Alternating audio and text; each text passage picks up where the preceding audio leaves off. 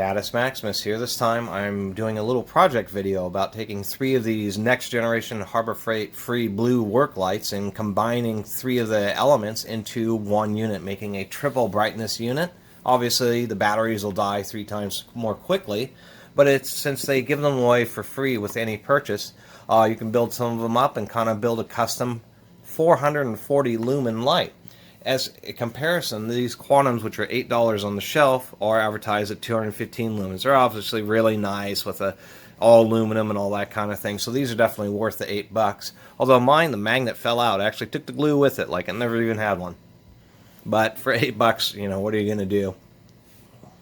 And so it should be quite obvious. If we take, whoop, that one may not have batteries in it. There we go. If we take this and we turn on the Quantum, we can just see that turning this on, we can barely even tell that we're operating it, which is to be expected. This thing has 60 or so lumens less output. So these new ones make it much easier. I couldn't dig this one up when I did the review the other day, or the previous day on these lights, but this is the way they used to be. They used to have a bunch of independent LED elements, which was okay, but it was more of a focused flashlight, where these are brighter. I think these were about 100 lumens, so these are brighter, and that brightness gives you more of a flood. So really is a welcome improvement. So we'll get that out of here, and we're just going to knock these apart. And what's nice about doing a project like this is it's pretty hard to damage the LED elements. We're going to use a Sharpie just to make sure that we have the polarities correct. Do a quick voltage measurement, and then work on the reflectors. And the nice thing, once again, is you have 3 of these. So if you screw up on one of the reflectors, you've got 2 more to immediately go out. Anyway, let me go ahead and get all these little guys knocked apart. There's 3 outer screws, and then the battery compartment, and then 4 larger screws. Once we get inside, I'll knock one apart, and then I'll pause the video and knock the rest apart.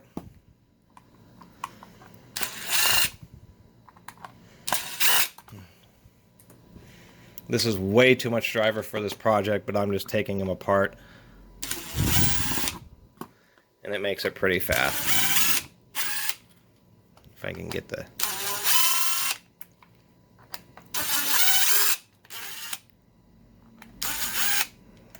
I think I got that one. Okay.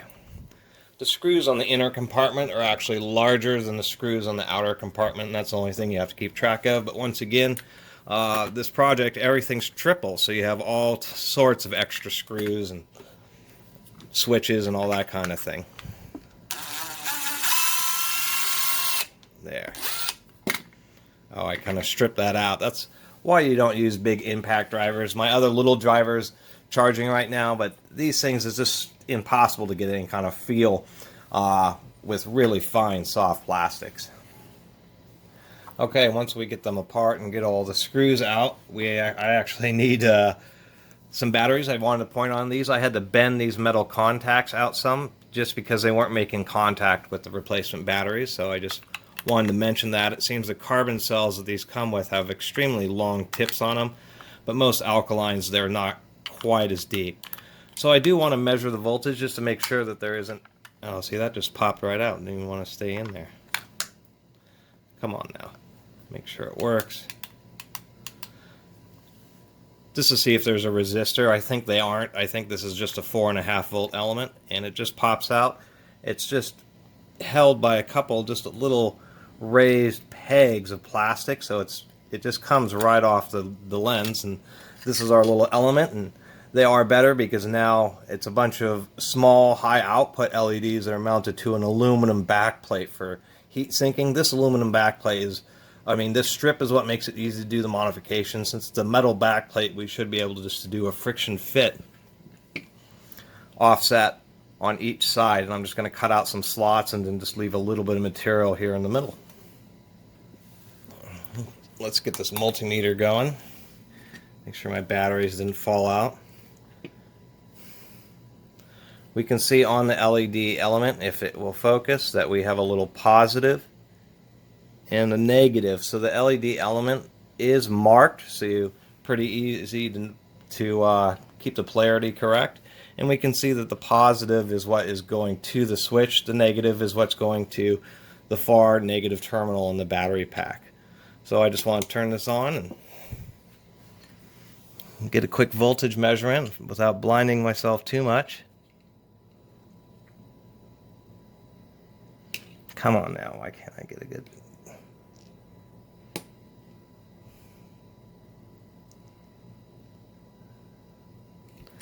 Well, it says 3 volts, and that's more than likely the 1.5 volt with the voltage drop with the diode. I'm pretty sure that. We'll pull out the switch and see. I think it's amusing that these the old carbon cells that were in the old model were Legion batteries, and the new one are Warriors batteries. So now I have legions of Warriors batteries. I mentioned in my review when I opened it up that they didn't put in 2 screws, and I think that's just going to be the very same case with... Yep, it's the same case with all these. They just didn't put in 2 screws. This switch is just flying all over the place. This one, it kind of hits the lens, but now I can see that it was just pure laziness, unfortunately. Knock the rest of this stuff apart. Here's all our pieces. Actually, we'll keep this with this one. And now we just need to get these wires off of here and join everything together. Actually, I probably should cut these off and then fit it to the lens, just to make sure there isn't another resistor. Let me turn that off. We're going to have to lift the switch on this one anyway, and we will indeed be putting 2 screws in that switch so it holds a little bit more securely. No, that was with the voltage drop. So 1.5 volt drop or so, 1.7 volts on this LED element, and we were reading 3 volts across it. We had about 4.5 volts coming into it from 3 1.5 volt batteries.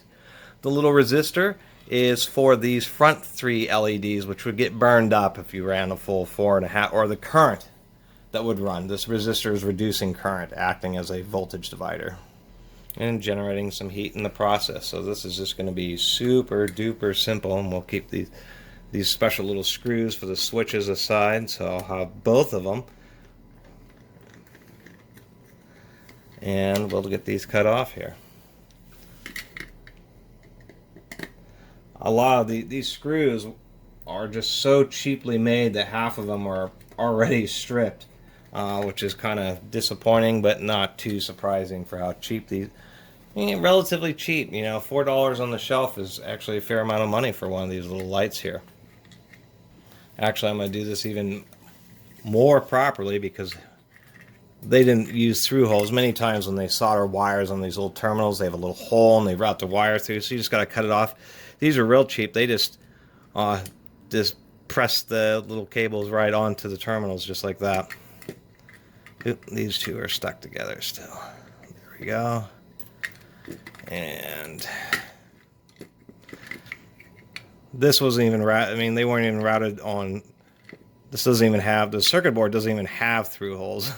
It is all surface soldering. There's one element. We don't need this anymore.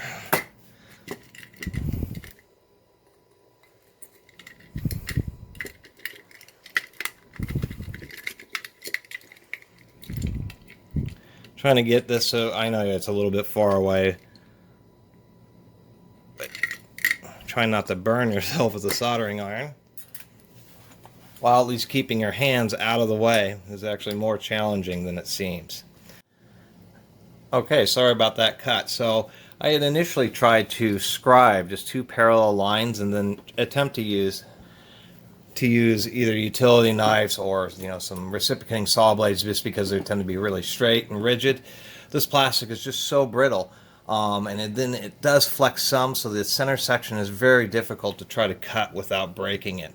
So I've already measured the width of these little elements that we have, 9 millimeters, and so I think on this second lens, the nice thing about having multiple opportunities is I'm just going to try to drill a couple of holes and then push this through some real tiny holes, just tall enough. I'm going to measure the thickness and then push it through so it'll kind of sit on top of the lens. I think that's going to be the safest bet and the easiest way to attempt to get this all together.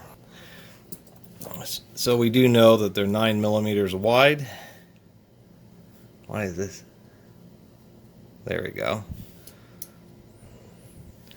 And how thick are they? 1.66. Whoop, I should just do that. 0.66 inches. Let me get some bits that size here and a little drill. Okay, what I've decided to do is actually drilling a couple holes, and then I'm going to use the drill bit itself as a reamer just to get the slot wide enough to begin to slip the little elements through there. I'm using a 95 thousandths or 3/32 drill bit. It was about the closest to 100 thousandths. It gives plenty of vertical clearance because this is just like a soft rubberized coating over the top of this and can easily get scraped off. So I want to have plenty of, you rely on tension on each side of the little 9mm. Sometimes they're stamped, so they vary a little bit. And then try it this way. I'm using a little hand drill. You have to be careful when you're drilling in these types of situations, but this is about the best bet. I'm going to try to get it on the edge, leaving just a little bit of meat there.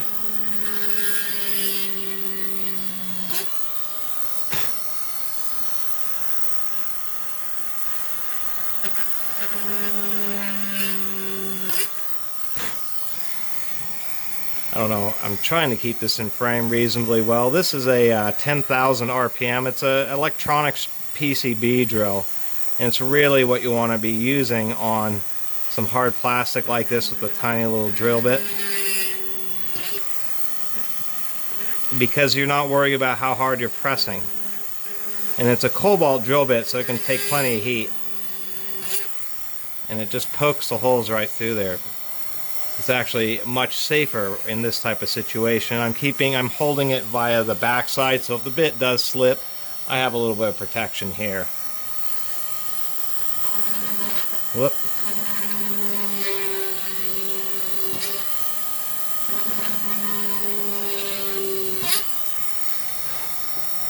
Well, in that situation I am. In this situation, not so much, but I'm still holding it by the edge. This is a very controlled environment. I know to pull my left hand away. You always kind of keep that in your mind. If something slips, it's the left hand that's going to have an issue.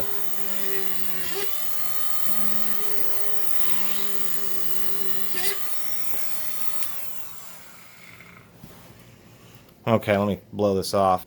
Another nice aspect about this is even if you do scratch the lens, it doesn't matter because you're covering up anything with this thing. So the idea is just to make a slot wide enough just to be able to push this through.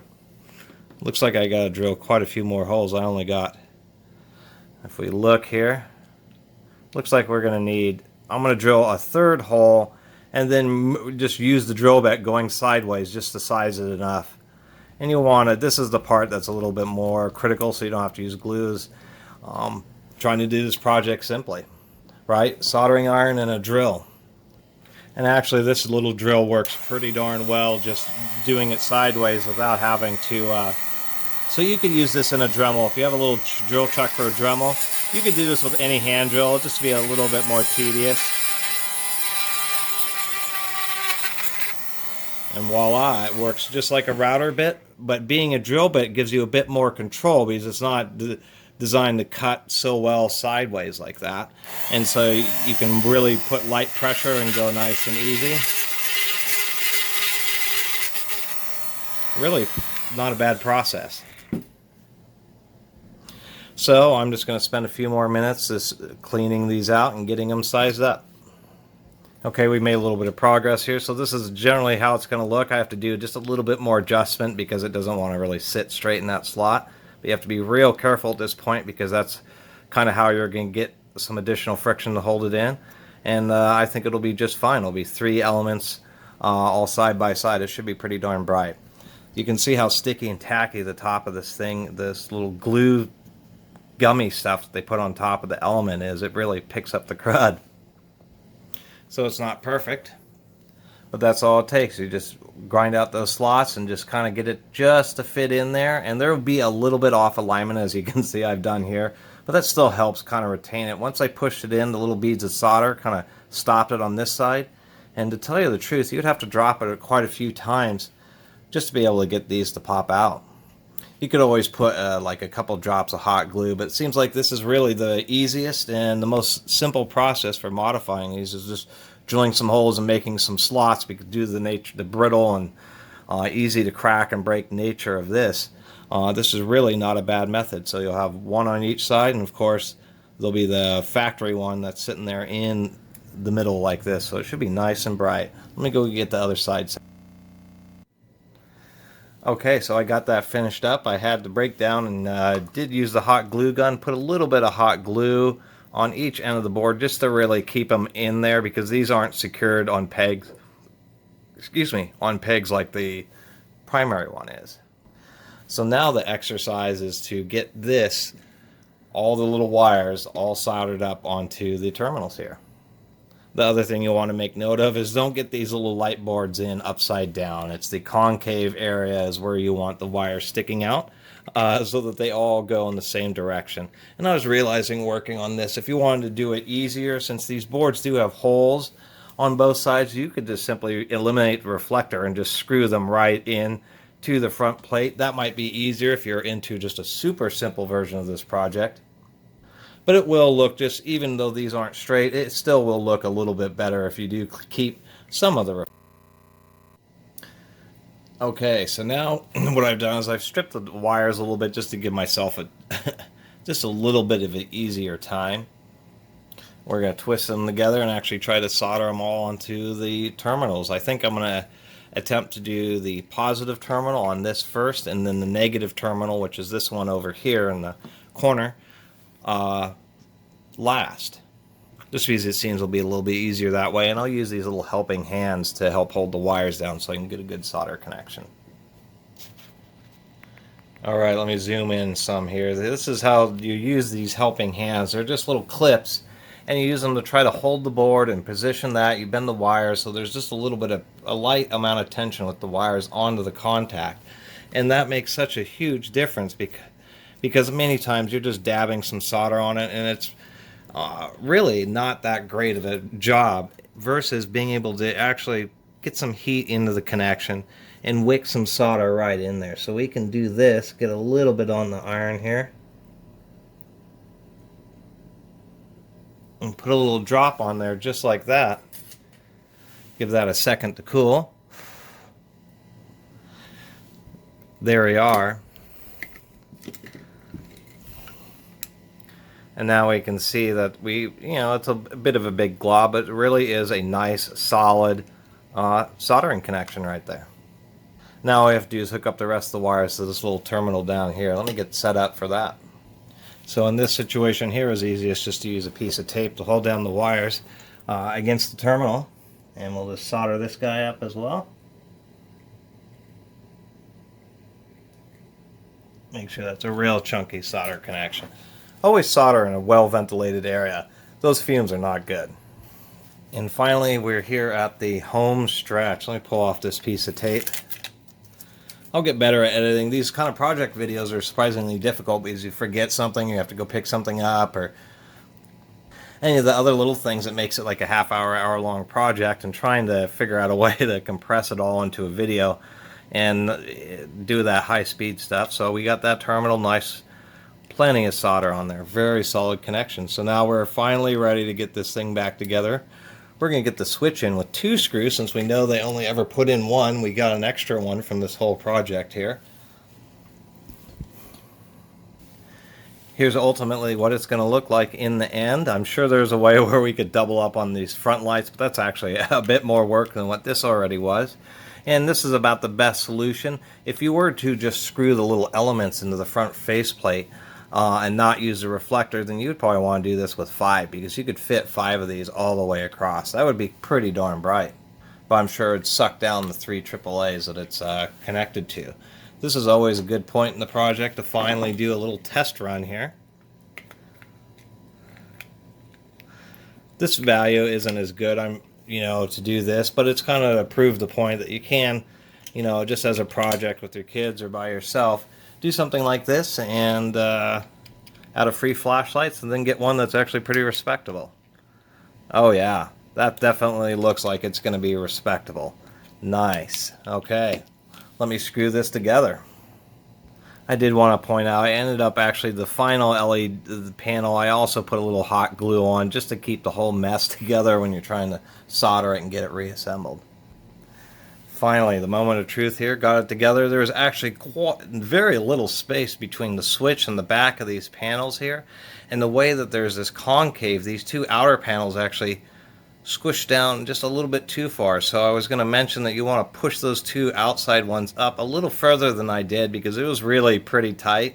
Really had to jam it in there. The front half doesn't quite fit perfectly. Anyway, let's see how bright this is and get this finished. Probably the best bet's to actually collect up 5 of these things and just screw the 5 panels right into the front case. It's going to be a lot easier just because of clearance issues, but this was a experiment now, wasn't it? So we'll go ahead and take this on full brightness, which is this QFL 215 lumen, and then we'll try our new upgraded one, see if it really is 440 lumens. I did put in alkaline batteries.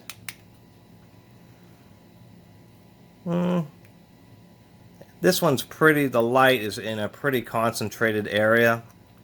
Where on this unit here we can see that we're shining light, and so this gives it a much wider flood angle.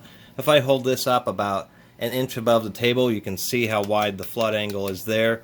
Where on this one, the flood angle is just huge. So this really did improve the light output, but a lot of the, let me turn this off, a lot of the light is now more floodlight. So that's what we've done with those two angles, and actually I kind of like that. This really makes it so this shines light. We can see that it's shining almost 180 degrees straight out the side of the unit, from side to side and from end to end.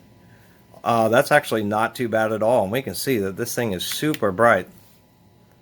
Overall, this will be a neat little light to use because we did upgrade it. It's extra bright, and that upgrade gives it true 180 degree light output sphere. It's like a point source light, but it's a true floodlight where it just is a huge area. So I think the project was worth it. I hope you enjoyed the video. Sorry about the odd, edits and cuts.